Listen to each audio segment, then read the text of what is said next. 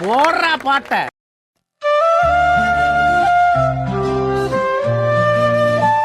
தூத்துக்குடி கொத்தனார் கேட்டிருப்பீங்க.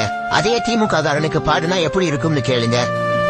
Chief minister ஆகினார், 1000 கோடி கடத்தினார், சரியான நேரத்தில் ஈடி வந்தாங்க டாஸ்மாக் ரைடு, ரூபாவோட சிம்பல் மாத்தி பேசும் கும்பல், மக்களும் நம்பி கிம்பியே ஓட்டு போடவே திமுக ஆட்சியும் நிமிக்கி தமிழக கடனு அளவில்ல கடனு, டிஎம்கே ஆட்சி ஸ்டேட் வளர்ச்சி போச்சு, இவங்க ஒரு தேர்ந்தெடுக்கப்பட்ட துரோகிகள்.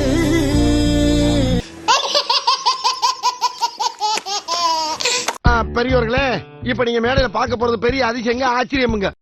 வணக்கம், நல்லா இருக்கீங்களா?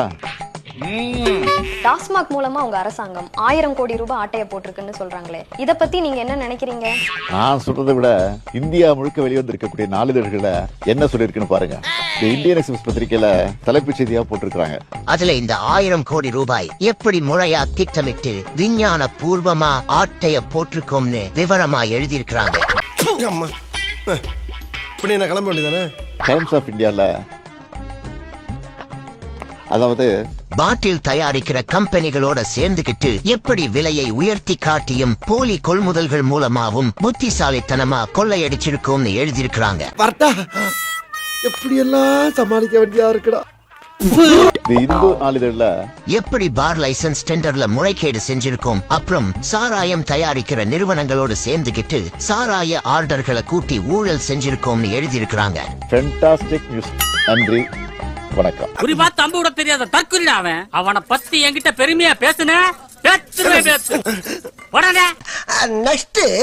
இந்தியாவிலேயே அதிகமாக இளம் விதவைகள் இருக்கக்கூடிய மாநிலமாக தமிழ்நாடு மாறிக்கொண்டிருக்கிறது. இளம் விதவைகள், ஏன்னா இங்க குடிப்பழக்கம் ஒவ்வொரு நாளும் மடிமையாக கூடிய அந்த நிலை அதிகரித்தே கொண்டே போகுது. அதை பத்தி இந்த அரசாங்கத்திற்கு அக்கறை இல்லை. கொஞ்சம் அங்கே பாரு கண்ணா. இளம் விதவைகள் அதிகரிக்கிறாங்கன்னு சொன்னாங்கன்னா அதுக்கு அரசாங்கம் என்ன செய்ய முடியும்? நாங்க எந்த தவறும் செய்யல, அரசாங்கம் எந்த பொறுப்பு இதுல கிடையாது. அவங்க என்ன காரணங்கள்னு சொன்னாங்கன்னா அந்த காரணங்களுக்கு பதில் சொல்ல தயாரா இருக்கேன்.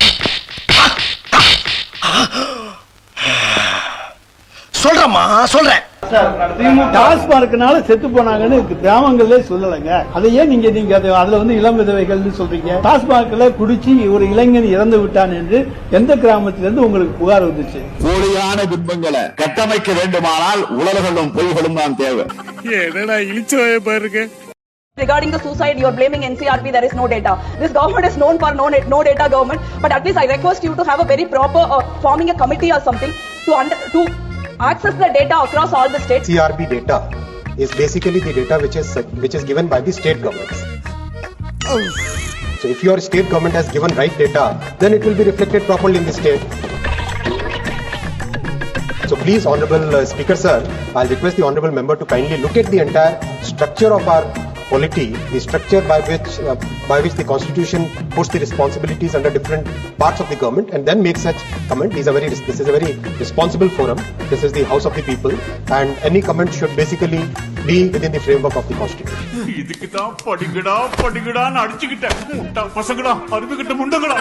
சுந்தர் பிச்சை யாரு? பெரிய தொழிலதிபரா இன்றைக்கு ஒரு பெரிய சிஇஓ இருக்கான். Chief education officer.